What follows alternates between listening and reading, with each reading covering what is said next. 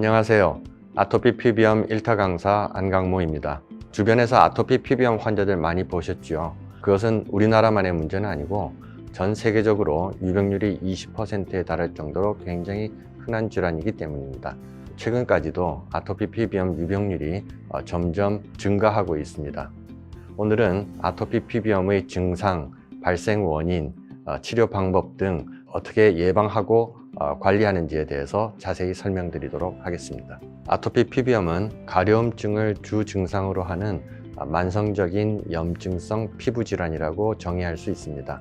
피부의 염증으로 인해서 나타나는 증상들은 피부에 빨갛게 나오는 발진, 진물, 또 피부 건조증, 가려움증, 또 피부에 가려움을 긁어서 생기는 여러 가지 흉터 자국들, 그리고 피부가 두꺼워지는 태선화 등을 들 수 있습니다.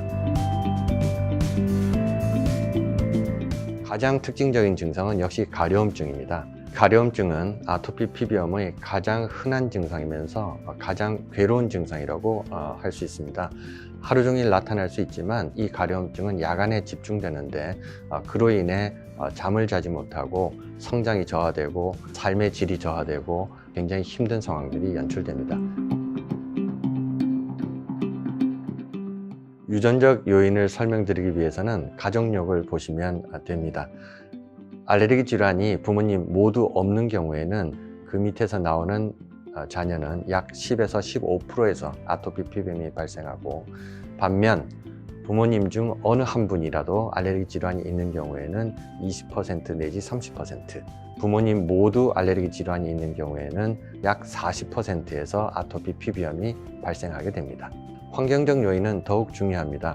특히 최근 아토피 피부염의 유병률이 점점 증가하는 것은 아마도 유전적 요인보다는 환경적 요인의 변화에 의해서 나타나는 것으로 생각하고 있습니다.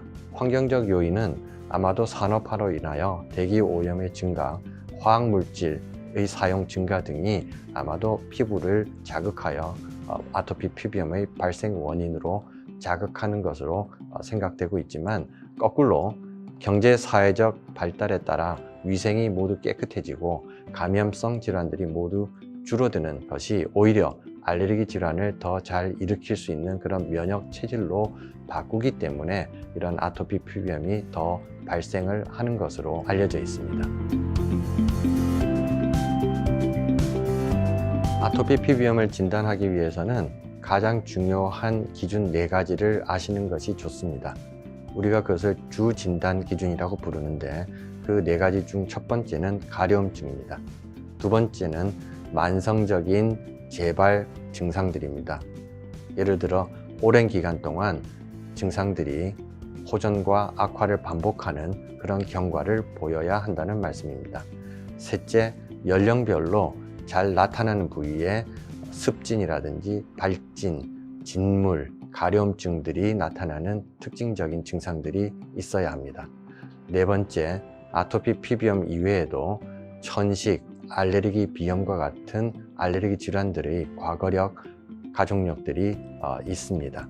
이러한 주 진단 기준에 해당하는 사안들이 발견되면 병원을 방문하셔서 전문가의 정확한 진단을 받으시는 것이 필요합니다.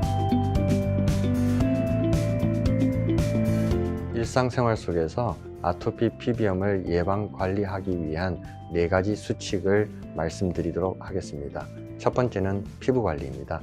피부는 항상 청결하고 촉촉하게 유지해야 합니다. 따라서 하루에 한 번 미지근한 물에 약 10분 내외로 샤워 또는 목욕하기를 권장합니다. 또한 비누는 약산상으로 맞추어진 그런 비누를 사용하셔야 하고, 목욕이나 샤워가 끝나면 부드러운 수건을 문지르지 마시고 톡톡 두들기듯이 닦아서 물기를 약간 제거한 후 바로 보습제를 온몸에 발라야 합니다. 보습제는 로션 타입도 있고 크림 타입도 있지만 본인의 피부 상태에 따라 보습이 오래 가는 것을 원한다면 크림 형태를 사용하시고, 짧은 기간으로도 충분하다면 로션 타입도 충분히 사용하실 수 있습니다. 두 번째는 환경 관리입니다. 가장 중요한 것은 실내 온도와 습도를 적정 수준으로 유지하는 것입니다. 적정 습도는 40에서 50% 정도이고, 적정 온도는 환자의 체형에 따라 가장 본인이 편안하게 느끼는 그 온도를 찾으셔야 합니다. 일반적으로는 22도에서 24도가 될 것입니다. 특히 일상생활에서 흔히 노출되는 대기 오염물질들, 예를 들어 미세먼지, 새집 증후군에서 보이는 화학물질들에 대한 접촉은 되도록 피하는 것이 좋습니다.